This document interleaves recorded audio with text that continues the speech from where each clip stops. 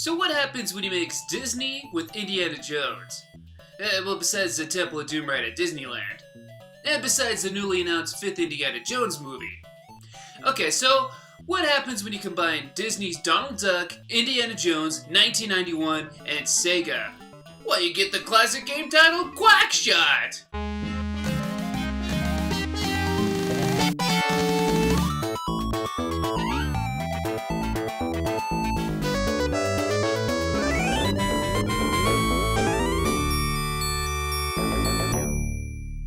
Boy howdy, let's get this review started. First though, let's talk about the story. What kind of shenanigans is Donald getting into this time? Well, one day Donald is going through Scrooge McDuck's study and he happens to find a book titled King Garuzia's Great Duck Treasure. The book tells of the late King Garuzia leaving his treasure in a secret location. Coincidentally, Donald happens to find a map with clues tucked away in the book. Donald cancels a dinner date with his schnookums Daisy, but he promises to bring her back something in return. Donald, along with Huey, Dewey, Louie, take off to find the treasure. Of course, Pete and his gangsters are secretly watching and want the treasure as well. So starts our adventure. So, what kind of game is Quackshot? Well, it's an action-adventure side-scrolling platformer, but it's not your typical level-to-level platformer. In this game, you'll be collecting items in one location so you can backtrack to get further in another location.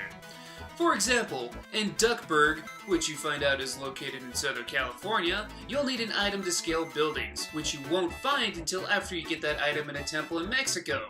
But to get into a temple in Mexico, you need to go to Duckburg in the first place to retrieve the key. There's a lot of back and forth, which is an interesting change of pace, especially compared to other platformers that were out at that time. Now let's talk about gameplay. The controls are simple to use. Use the D-pad to of course move Donald left and right, press down to duck, and you can even slide.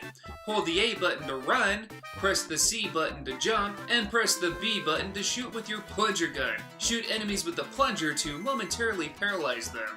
Yes, you can only stun your enemies with the plunger gun because, well, this is a kid's game. Be careful because some enemies, like Pete's henchmen, will shoot you with their tomato guns. Yes, a tomato gun because, again, this is a kid's game. Throughout levels, you'll collect items like popcorn, which can actually be used to knock enemies off screen.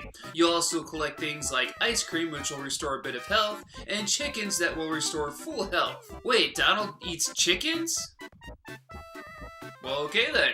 In some levels, you'll even find chili peppers. Collect 5 to get Donald to go apeshit. He starts running around like crazy and makes all sorts of noise. He's pretty much unstoppable when using this power-up. So as I mentioned before, you'll be traveling around various parts of the world. Duckburg, Mexico, Egypt, Marahaja, the South Pole, and even Transylvania to name a few. In each location, you'll find items that will help you in a different location. Sometimes you'll even have to fight a boss. Some of the bosses in this game can actually be pretty tough. At one point you'll have to pass through a maze to fight a tiger. This adorable kitty, who looks like a fat version of Shere Khan, pounces and shoots fire. There's another fight where you'll have to fight Dracula himself, though he's in a duck form of course. And what Disney game wouldn't be complete if you didn't have a big battle with Pete? Just a heads up, all the bosses have the same weakness: a shot to the head.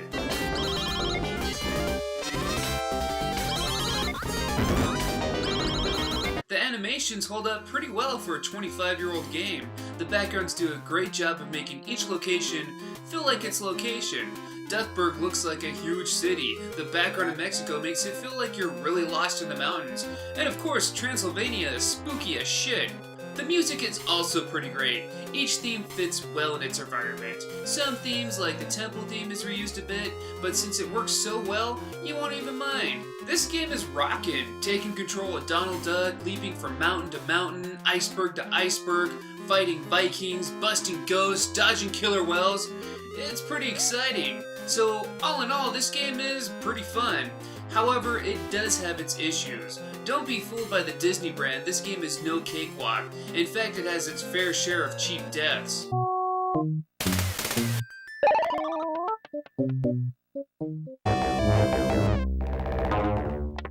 Its biggest and most important problem, though, is its lack of saving your game or even the use of passwords.